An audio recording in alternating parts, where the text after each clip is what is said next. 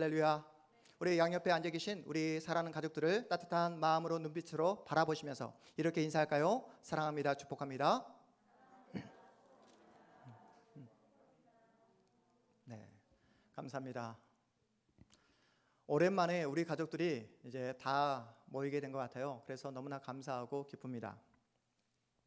그래서 오랜만에 여러분들이 다 모였기 때문에 이제 퀴즈를 내도록 하겠습니다.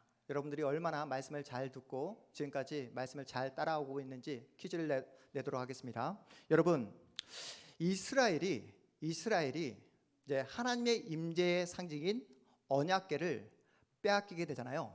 그렇죠? 언약궤를 빼앗기게 되는데 어느 나라의 그 전투를 통해서 빼앗기게 되죠? 어느 나라에게? 이렇게 침묵을 하시면 목사님 제가 굉장히 힘들 수 있습니다. 하나님의 임재의 상징인 언약궤를 누구와의 전쟁에서 빼앗겨 버립니까? 그렇습니다. 블레셋.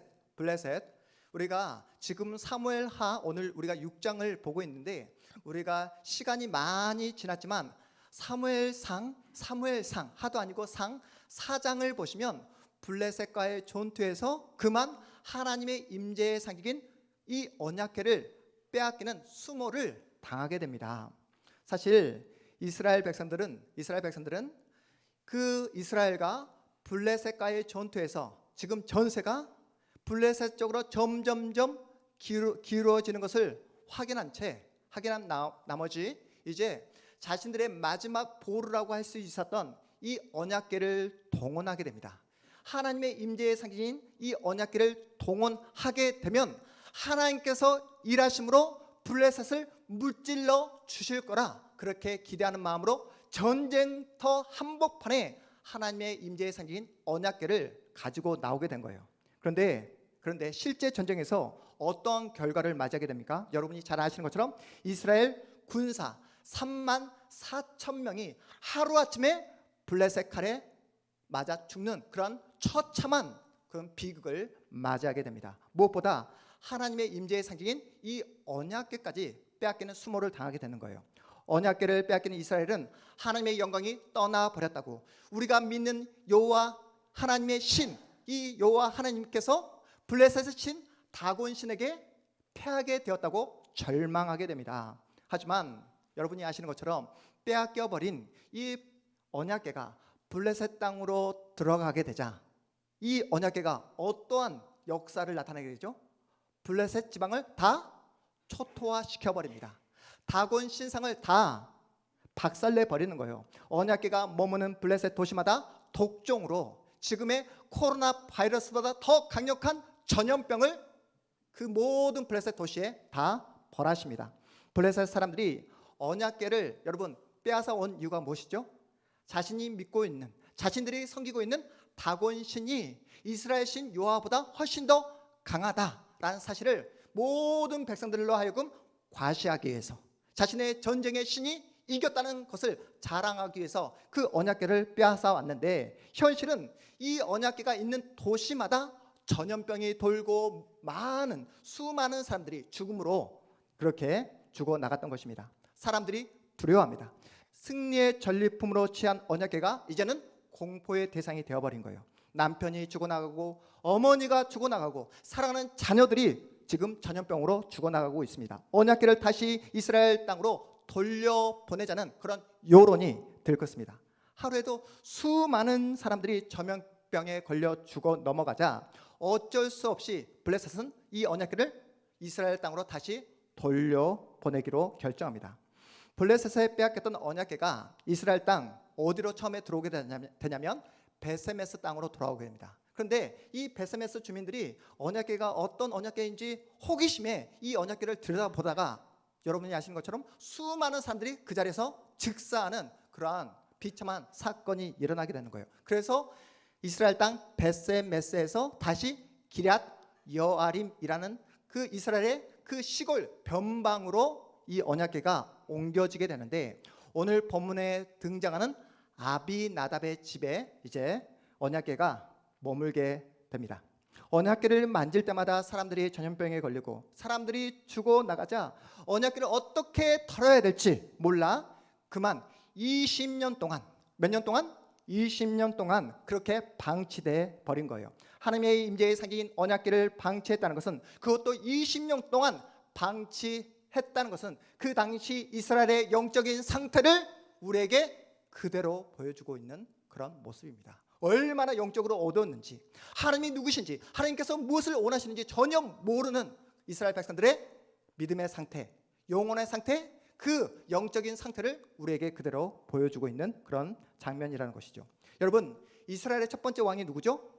사울 왕입니다. 왕이 되었으면 하나님의 임재의 상징인 이 언약궤를 다시 되찾아와서 예배를 회복하는 것이 왕으로서 가장 급선무이지 않습니까? 그런데 사울 왕도 방치해버립니다. 그들은 편안해지면 편안해서 죄를 짓고 풍요로움에 빠지게 되면 그 풍요로움을 통해서 죄를 만들어냈던 그런 민족이었어요. 단 하루도 하나님의 자녀답게 살지 못했습니다. 그래서 하나님은 그들 옆에 어떤 가시를 계속해서 두었습니까? 어떤 가시? 블레셋이라는 가시를 두었던 거예요. 여러분, 이스라엘 백성들이 얼마나 간절하게 이 블레셋 가시를 제거해달라고 하나님 앞에서 기도했겠습니까? 그런데 여러분, 울면서 기도하면 뭐합니까? 하나님의 임재의 상징인 언약궤를 몇 년 동안?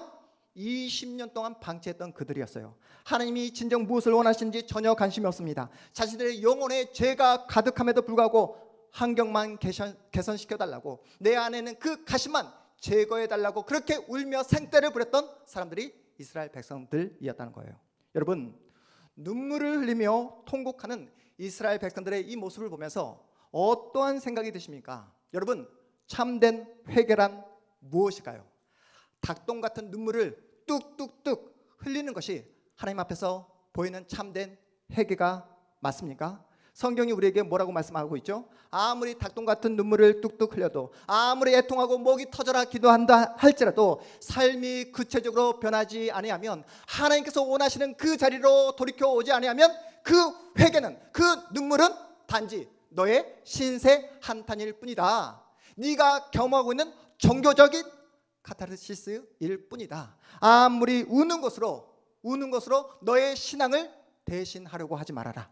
버려야 할 것을 모두 버리고 하나님 앞으로 돌아오는 것, 제자리로 돌아오는 것이 참된 회개다라고 우리에게 말씀하고 있습니다. 이스라엘은 하나님을 사랑했어요. 단 한 번도 하나님을 떠난 적이 있습니까? 없습니까? 없었습니다. 하나님을 잊어버린 적이 단 한 번도 없었어요. 문제는 무엇입니까? 하나님 한 분만을 섬기지 않았다는 거예요. 하나님을 섬기면서 이방신 바알을 섬겼던 그들이었습니다. 하나님을 사랑한다 하면서 돈을 사랑했고, 하나님을 사랑한다 하면서 성적인 쾌락에 빠져 있었던 그들이었습니다. 하나님을 섬기면서 이방신 바알을 섬겼던 이스라엘 백성들이었다는 거예요. 여러분, 세상을 살다 보면 이 세상이 더 커 보이고 잠시 머무는 이 세상이 더 좋아 보일 때가 많습니다. 세상에서 누리는 이 화려함과 편리함이 복인 것처럼 느껴질 때가 많더라는 거예요. 왜 그렇습니까? 당장 우리가 믿는 예수님이 내 눈으로 보여지지 않기 때문에 그렇습니다. 우리가 가지고 있는 이 믿음이 내 손에 쥐어지지 않기 때문에 그렇다는 거예요. 주일날 늦잠 자고 싶고 쉬고 싶은 마음을 뒤로 한 채 이렇게 교회에 나와 하나님을 찬양하고 하나님을 예배하는 여러분은 하나님을 사랑하는 참된 신자인 줄 믿습니다. 믿습니다.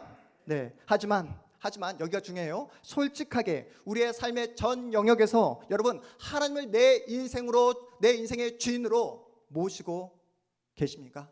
여러분, 하나님의 말씀에 100% 순종하며 살아가고 계십니까? 하나님의 다스림, 하나님의 통치보다 눈에 보이는 세상의 가치, 세상의 화려함을 쫓아 우리가 살아갈 때가 얼마나 많냐고요. 여러분, 예수님이 제자들을 부르실 때 던졌던 질문이 무엇인지 기억나십니까? 너희는 무엇을 알고 있느냐? 너희는 무엇을 믿고 있느냐? 이렇게 질문하시지 않고 예수님께서 제자들을 부르실 때마다 했던 질문은 너희가 진정 원하는 것이 무엇이냐? 네가 원하는 것이 무엇이냐? 이렇게 물으셨습니다. 그렇다면 여러분은 현재 무엇을 원하고 계십니까? 여러분이 진정 원하는 것은 무엇입니까? 내가 원하는 것, 내가 바라는 것이 나의 진짜 모습이라는 거예요. 우리 청년들 잘 들으세요. 내가 원하는 것, 내가 바라는 것이 나의 정체성이라는 것입니다. 여러분의 모든 선택과 결정, 그리고 여러분의 행동과 모든 태도는 어디에서 나온다고요? 내가 원하는 것, 내가 바라는 것, 내가 진짜 욕심내는 것으로부터 여러분의 모든 행동이 나온다는 사실을 기억하시기 바랍니다. 그렇다면 여러분은 정말로 무엇을 갈망하며 욕심내며 욕망하며 살아가고 계십니까? 여러분이 진정 바라는 것은 무엇입니까? 돈이 떨어지면 여러분 어떻게 하죠? 통장에 돈이 잔고가 제로가 되면 어떤 마음이 먼저 들죠? 걱정하는 마음이 들죠. 염려가 내 마음을, 두려움이 내 마음을 사로잡습니다. 여러분, 여러분의 건강에 빨간불이 켜졌다라고 느껴졌을 때 잠을 이루지 못하며 건강을 위해서 걱정하고 염려했던 시간들을 여러분이 있었을 것입니다. 그럼에도 불구하고 내 심령 가운데 하나님의 은혜가 바닥이 났음에도 불구하고 내 삶에 하나님의 성령의 영이 역사하지 않음에도 불구하고 전혀 영적인 심각성을 느끼지 못한 채 살아가는 분들이 우리 주변에 얼마나 많은지 모릅니다. 이미 하나님의 언약궤, 하나님의 임재의 상징인 언약궤를 빼앗긴 것이 20년인데, 방치한 것이 20년인데 여전히 자신은 하나님을 믿고 있다라고 그렇게 오해하고 착각하며 그렇게 신앙생활을 하고 있는 분들이 우리 주변에 너무나 많다라는 거예요. 종교개혁자 마틴 루터는 이렇게 말합니다. 당신이 집착하고 신뢰하는 것이 무엇이든 그것이 진정한 당신의 신이다. 다시 한번요. 당신이 집착하고 신뢰하는 것이 무엇이든 그것이 진짜 당신이 섬기는 신이다 라고 이야기하고 있습니다. 여러분, 한 주간 동안 무엇을 바라보며 무엇을 욕망하며 살아오셨습니까? 여러분이 집착하고 갈망했던 그것이 여러분이 진짜 섬기고 있는 신이다 라고 우리에게 말씀하고 있는 거예요. 하나님이 아닌 다른 그 어떤 것에 마음을 빼앗기게 되면 여러분, 예배를 드려도 기쁨이 없습니다. 설교를 들어도 이 하나님의 말씀이 여러분의 영혼을 파고들어서 작동되지 않는다는 거예요. 성경을 읽어도 이 성경 말씀이 여러분의 마음을 사로잡지 못합니다. 왜 그렇다고요? 하나님께 여러분이 마음을 집중하지 아니하면, 하나님께 여러분의 그 마음을 집중하지 아니하면 여러분 기도를 해도 기도가 힘이 없다라는 거예요. 여러분, 하나님이 없는 그 어떤 곳에 기쁨이 있을까요? 하나님이 없는 그 어떤 곳에도 감사가 있을 수 없습니다. 여러분, 하나님이 없는 인생은 공허함밖에 없는 줄 여러분 꼭 기억하시기 바랍니다. 여러분, 다시 본문으로 돌아와서 다윗이 남유다와 북이스라엘의 통합 왕이 되면서 가장 먼저 했던 일이 무엇이었죠? 우리 지난주 함께 사무엘하 5장을 통해서 살펴보았잖아요. 가장 먼저 했던 그 일이 무엇이었죠? 바로 조은수 집사님, 바로 여부스성, 예루살렘 성을 함락하잖아요. 그렇죠? 우리가 전반부를 보았는데 사무엘하 후반부를 보면 그 다윗성, 예루살렘성, 여부스성을 함락하고 나서 바로 정광석과 같이 블레셋을 쳐들어가 완전히 블레셋 땅을 초토화시켜버립니다. 그리고 그런 다음 오늘 본문에 하나님의 임재의 상징인 언약궤를 이 다윗성, 예루살렘성, 이 여부스성으로 다시 옮겨오는 그런 그 장면을 우리에게 소개하고 있는 거예요. 다윗이 언약궤를 예루살렘성으로 옮겨온 이유가 무엇일까요, 여러분? 무엇을 회복하기 위해서요? 무엇을? 바로 영혼아? 바로 무엇을 회복하기 위해서 언약궤를, 하나님의 임재의 상징인 언약궤를 다윗성으로 옮겨온 이유는 무엇을 회복하기 위해서? 오늘 말씀의 제목이 뭐였죠? 왜? 예배를 성공하기 위해서요. 다윗은 남유다 왕으로 시작되지 않았습니까? 근데 북이스라엘의 그 아브넬, 실세였던 아브넬, 그리고 왕이었던 이스보셋이 어느 날 갑자기 죽어버리자 북이스라엘 그 장로들이 믿었던 그 연이 떨어지게 되자 할 수 없이 다윗에게 북이스라엘 땅을 헌납하게 되잖아요. 지금 정치 역학적인 그 그 관계 속에서 어쩔 수 없이 다윗을 왕으로 이렇게 세우지만, 추대하지만 그들의 마음속으로는, 심정적으로는 다윗을 반대하는 세력이 많았을까요? 적었을까요? 많았습니다. 많았습니다. 다윗은 이러한 그 모든 상황을 다 알고 있었어요. 그래서 나눠지고 찢겨진 남유다와 북이스라엘이 하나 될 수 있는 유일한 비결은 뭐다? 하나님께만 집중할 때, 하나님의 예배를 회복할 때만 남유다와 북이스라엘을 하나 될 수 있도록 할 수 있는 유일한 비결이라는 사실을 알고 예배를 회복하기 위해 언약궤를 다윗성으로 이렇게 들어오게 되는 것입니다. 또한 과거의 잘못된 관행 뭐였죠? 하나님도 섬기고 이방신 바알도 섬겼던 그 모든 과거의 잘못된 것들을 청산하고 하나님의 말씀에 충성하겠다, 하나님의 말씀에 복종하겠다라는 사실을 온 이스라엘 백성들에게 천명하기 위해서 하나님의 임재의 상징인 언약궤를 다윗성으로 가져오기로 결정을 내린 겁니다. 그런데 잘 보세요. 어느 집에 20년 동안 방치되었다고 했습니까?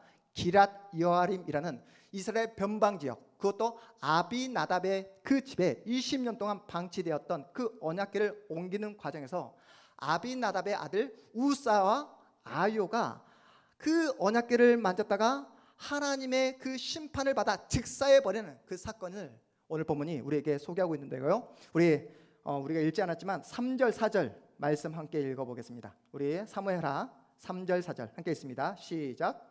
그들이 하나님의 궤를 새 수레에 싣고 산에 있는 아비나답의 집에 나오는데 아비나답의 아들 우사와 아요가 그 새 수레를 모니라.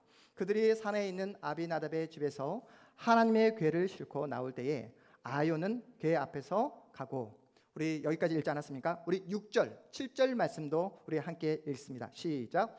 그들이 나곤의 타작마담에 이르러서는 소들이 띠므로 여호와 하나님이 우사가 잘못함으로 말미암아 진노하사 그를 그곳에서 치시니 그가 거기서 하나님의 궤 곁에서 죽으니라. 여러분, 이 본문의 말씀을 읽으면서 어떤 생각이 드십니까? 하나님의 궤를 잡았다 해서 우사를 그 자리에서 그냥 처벌해 버리시는, 하나님의 그 무서운 그 저주로 말미암아 즉사시켜 버리는 하나님이 너무하다라고 생각되어지지 않습니까?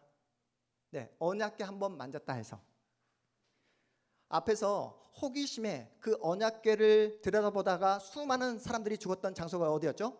베스메스. 베스메스 사람들처럼 언약궤 안을 호기심에 그냥 들여다본 것도 아니고, 수레를 끌다가 소가 뛰자 언약궤가 땅에 떨어질까 염려돼서 언약궤를 손으로 이렇게 떨어지지 않도록 받쳤던 것뿐이잖아요. 그런데 그 자리에서 즉사시켜 버립니다. 그런데 잘 보세요. 하나님은 이미 출애굽기에서 하나님의 임재의 상징인 이 언약궤를 다루는 방법에 대해서 이스라엘 백성들에게 명백하게 분명하게 알려주셨습니다. 이 언약궤를 움직일 때 함부로 다루거나 언약궤에 손을 대면 된다 안 된다? 안 된다는 거예요. 여러분, 언약궤 누구나 가지고 이동할 수 있습니까? 누구만이 언약궤를 메고 갈 수 있죠? 누구만이? 제사장 지파인 레위 지파만이 그 언약궤에 있는 궤에 채를 꿰어서 이 어깨에 메고 가야 된다라고 하나님이 이미 그렇게 명백하게 알려주셨습니다. 그런데 아비나답의 아들 우사와 아요가 어떻게 이 언약궤를, 하나님의 언약궤를 운반하죠? 어디에 싣고? 새 수레에 싣고. 여러분, 수레가 무엇이죠? 수레는 인간이 만든 효율적인 이동의 수단입니다. 인간이 만든 효율적인 이동의 수단이라는 거예요. 여러분, 어깨에 메는 것보다 수레에 실으면 편할까요? 더 힘들까요? 편합니다.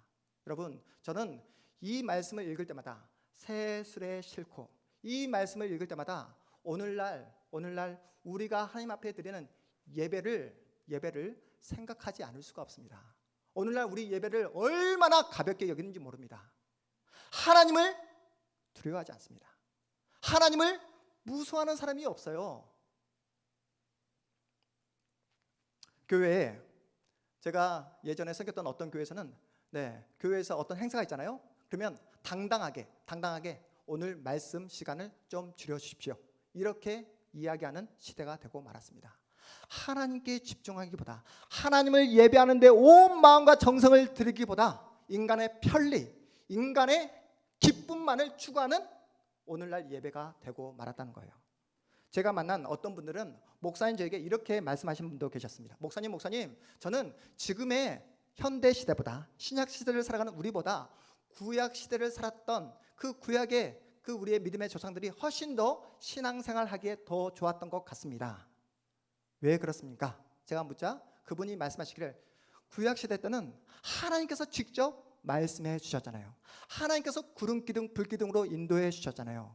안반에서 물도 터져 나오는 그 놀라운 기적도 항상 맛볼 수 있잖아요. 만나 메추라기 맛볼 수 있잖아요. 그리고 지금 오늘 본문에 나왔다는 것처럼 언약궤, 하나님의 임재에 생긴 언약궤를 두 눈으로 볼 수 있는 그런 시대였잖아요 라고 말했던 그 집사님에게 제가 항상 했던 말이 바로 오늘 등장하는 누구 이야기를 했을까요? 우사 이야기를 해드렸습니다. 만약 지금 저와 집사님처럼 이렇게 신앙생활을 했다면 우리는 우사와 같이 이미 황천길로 갔었을 거라고, 하나님의 은혜, 예수 그리스도의 은혜로 지금 살아가고 있는 거라고 이렇게 말씀드렸던 기억이 있습니다. 여러분, 정말로 이 언약궤, 하나님의 임재에 생긴 이 언약궤를 잘못 다뤘다가 황천길로 간 사람들이 얼마나 많습니까? 우사는 명백한 하나님의 말씀이 있음에도 불구하고 하나님의 말씀을 무시했습니다. 하나님의 말씀에 무지했어요. 그렇게 자기 마음대로 자기 편리대로 새 술의 언약궤를 싣고 그 언약궤를 만졌다가 하나님의 무서운 심판을 받았던 사람이 바로 여러분이 오늘 알고 있는 그 우사입니다. 우사가 죽는 장면을 목격한 다윗은 그만 겁을 먹고 다윗성으로 옮기는 그 대작전을 잠시 멈추고 오벳 에돔이라는 그 집에 이 언약궤를 잠시 옮깁니다. 3개월이라는 시간이 지난 다음 다시 다윗은 이 언약궤를 다윗성으로 옮기는 대작전을 이제 수행하게 되는데요. 우리 본문 12절 말씀 함께 읽어봅니다. 12절입니다. 본문 12절 시작. 어떤 사람이 다윗 왕에게 아뢰어 이르되 여호와께서 하나님의 궤로 말미암아 오벳 에돔의 집과 그의 모든 소유에 복을 주셨다 한지라. 다윗이 가서 하나님의 궤를 기쁨으로 메고 오벳 에돔의 집에서 다윗성으로 올라갈세. 특별히 다윗은 언약궤를 옮기는 이 정 과정을 하나님께 예배하는 그 예배로 승화시키고 있습니다. 더 이상 인간의 편리대로 언약궤를 대하지 않습니다. 더 이상 수레를 동원하지 않습니다. 두렵고 떨리는 마음으로 언약궤를 옮기는데요. 우리 계속해서 우리 본문 13절, 14절 말씀도 읽어봅니다. 13절 시작. 여호와의 궤를 맨 사람들이 6걸음을 가매 다윗이 소와 살찐 송아지로 제사를 드리고 다윗이 여호와 앞에서 힘을 다하여 춤을 추는데 그때에 다윗이 배 에봇을 입었더라. 두렵고 떨리는 마음으로 언약궤를 옮기면서 다윗이 한 행동이 여러분 무엇입니까? 왕복을 입은 것이 아니라 베옷을 입고 하나님 앞에서 힘을 다해 춤을 추고 있는 다윗의 모습을 여러분이 보고 있습니다. 그것도 언약궤를 맨 그 사람들이 6걸음을 간 후에 그 뒤에서 춤을 추고 있는 모습이에요. 오벳 에돔의 집에서 여러분 예루살렘까지 적어도 최소한 10km가 넘는 그런 먼 거리입니다. 그 거리를 6걸음 갔다가 소와 살찐 송아지로 제사를 드리고 그 뒤에서 베옷을 입고 춤을 추고 있는 다윗의 모습을 한번 상상해 보시기 바랍니다. 10km가 넘는 그 거리를 6걸음을 갔다가 소와 살찐 송아지로 제사를 드렸다고 한다면 얼마나 많은 소와 송아지가 죽었겠습니까? 여러분 한번 상상해 보십시오. 언약궤가 지나간 그 모든 거리는 피로 범벅이 되었을 것입니다. 짐승 잡은 그 피비린내 나는 그 냄새로 진동했을 거예요. 이 장면을 보면서 여러분의 그 머릿속에 어떤 이미지가 떠오르십니까? 특별히 오늘은 종료주일로 보내고 있지 않습니까? 우리의 죄를 위해서 이 땅에 오신 예수 그리스도가 그 골고다 언덕길을 올라가면서 나의 죄를 위해 피 흘리는 그 모습이 여러분 그려지지 않습니까? 피로 범벅이 된 그 길 위에서 다윗은 하나님 앞에서 신이 나서 춤을 추는 것이 아니라 하나님이 은혜를 내려주시지 아니하면, 하나님께서 나를 지켜주시지 아니하면 제가 한 걸음도 갈 수 없습니다.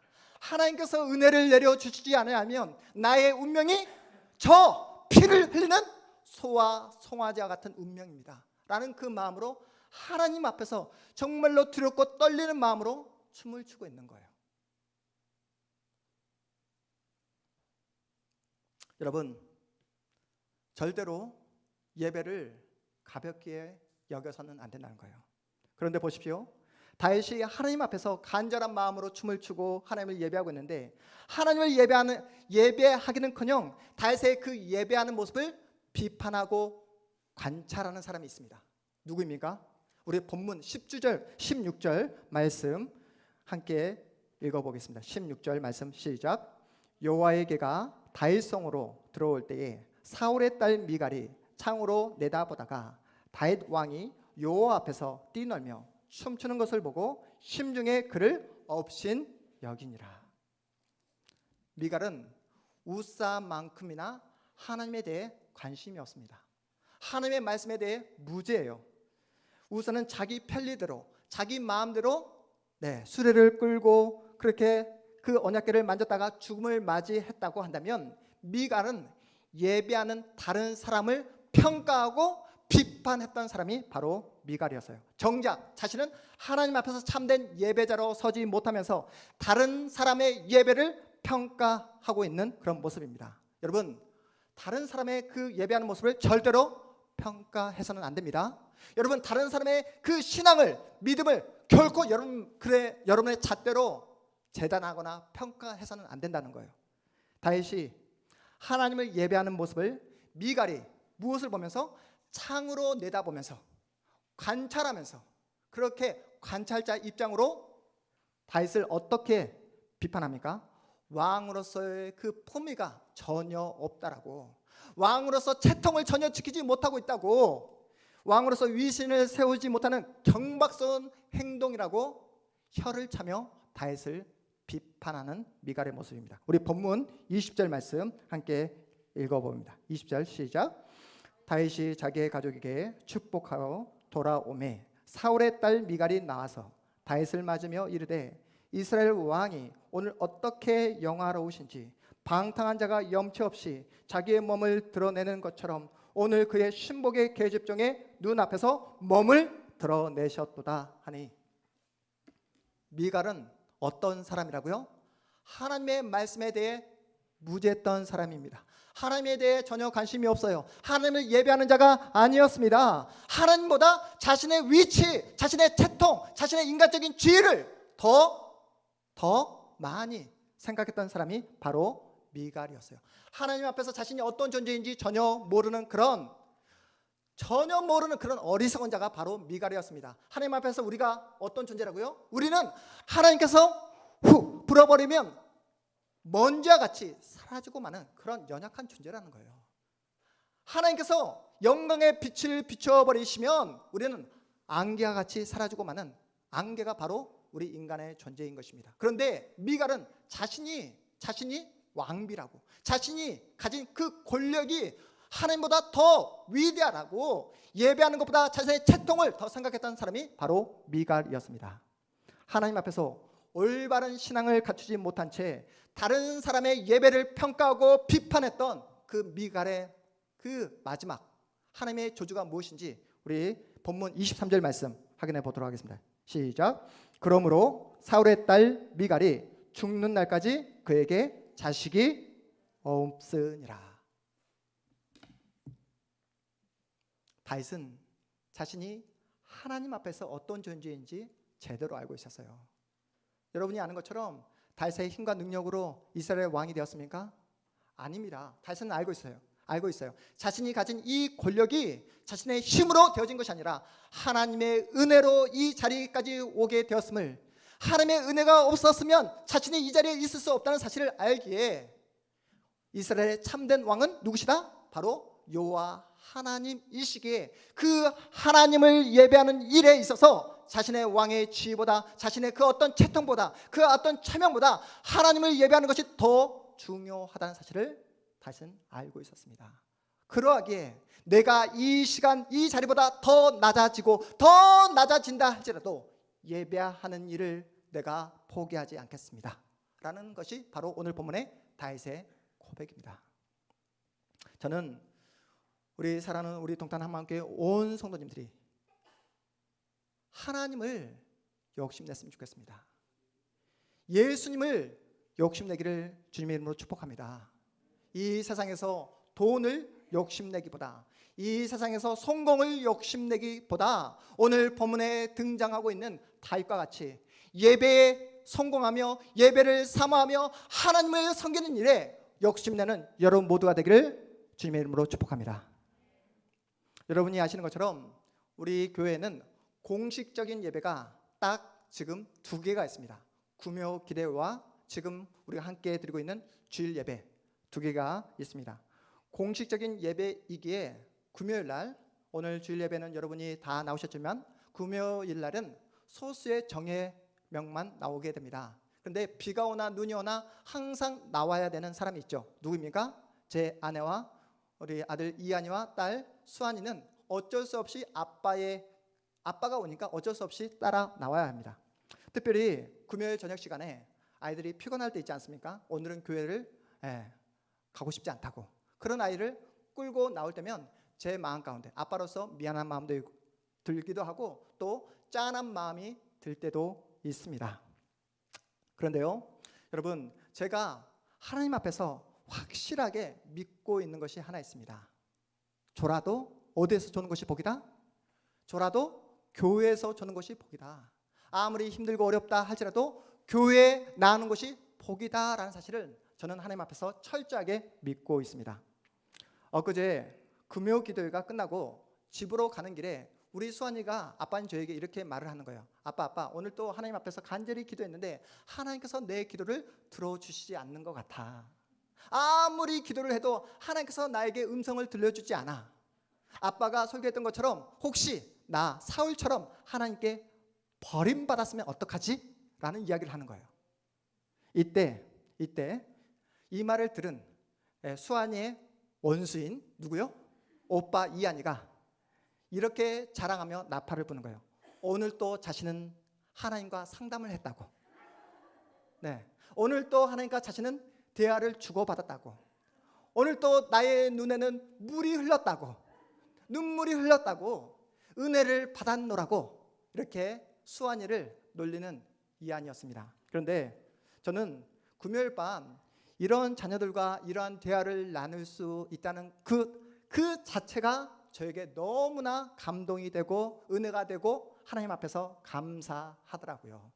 저는 우리 사랑하는 우리 동탄 한마음교회 모든 여러분의 가정 가운데 대화의 주제가 하나님이 되시기를 주님의 이름으로 축복합니다. 여러분, 자녀와 대화를 나눌 때 대화의 주제가 예수님이 되셨으면 좋겠어요. 예수님, 하나님의 자녀가 되었다는 것이, 전능하신 하나님, 온 우주 만물을 창조하신 그 하나님을 내가 아버지로 부를 수 있다는 그 자체가 하나님이 주신 은혜이며 놀라운 특권이며 놀라운 축복이라는 사실을 날마다 누리며 나가는 복된 여러분의 삶 인생이 되시기를 주님의 이름으로 축복합니다.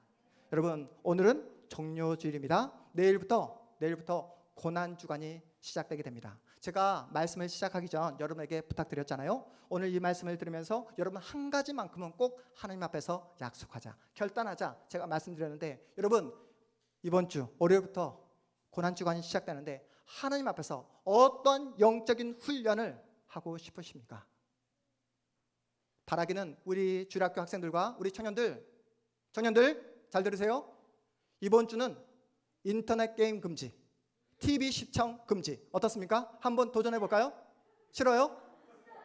네, 여러분 한번 도전해 보자고요. 우리가 얼마나 스마트폰에 우리의 시간 빼앗기고 있습니까? 한번 어쩔 수 없는 통화나 이런 것들은 받아야 되겠지만 우리가 한번 경건에 힘써 보자고요. 한번 도전해 보자고요. 그리고 우리 집사님들 이제 이번 주 한 주간 한번 시도해 본 다음에 그 영적인 습관, 거룩한 습관을 우리 동탄 한마음교회 뭔가 그 한마음교회만의 그 어떤 그 자랑처럼 되어지는 그런 영적인 습관을 길렀으면 좋겠는데, 그것이 무엇이냐면 여러분, 오늘부터 자녀의 머리에 손을 얹고 엄마 아빠가 축복 기도를 해주는 것입니다.